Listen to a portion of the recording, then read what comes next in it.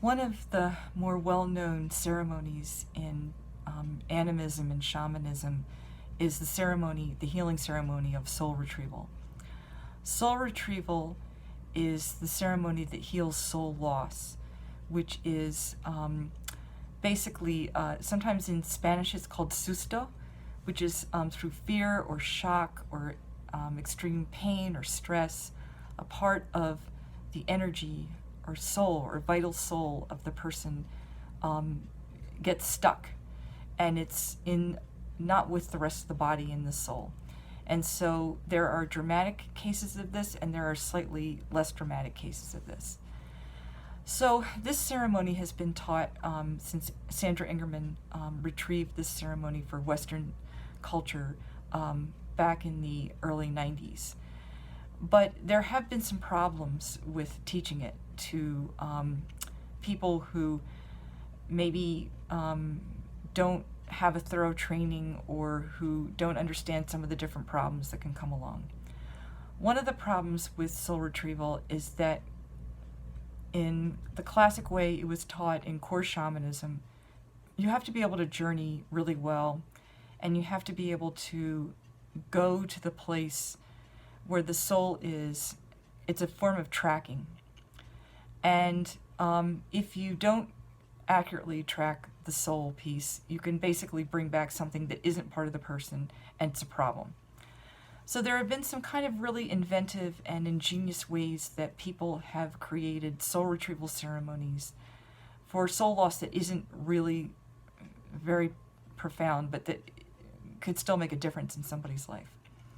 The first one is to work with the dream of a person. And the soul can actually be healed through a dream as well. So this is a way that Robert Moss teaches and some other Dreamwork teachers have pioneered, where the person has a dream of when the event happened that created the soul loss. So since in many cultures the dream world is a part of the other world, of the shamanic universe, you can just journey back into the dream with the person who experienced the soul loss, and you can begin to work with it that way, to heal it and then eventually to bring it back. A second problem can be that you accurately find the soul part, but it's not ready to come back. Either it needs healing or you need healing. Something needs to change.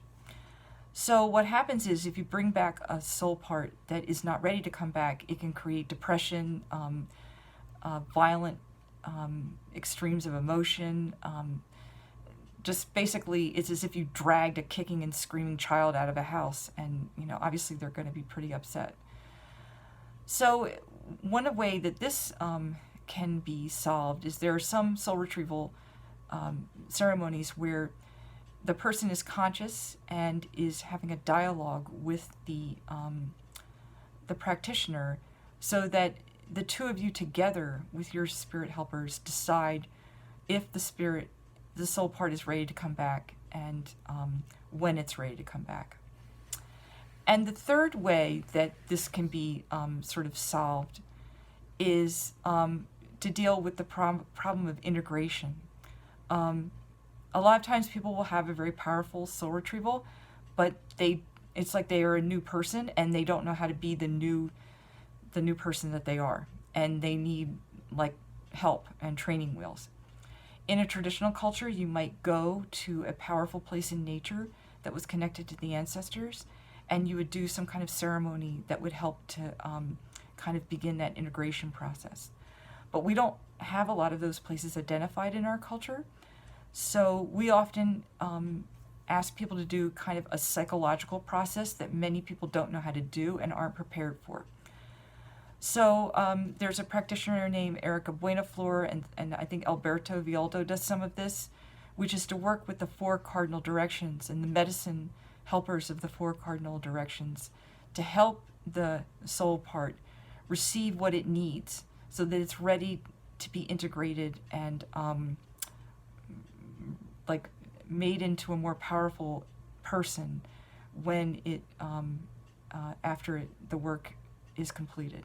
Now sometimes this can take more than one session, but It's a very healing way of working that doesn't create trauma or anything dramatic like that.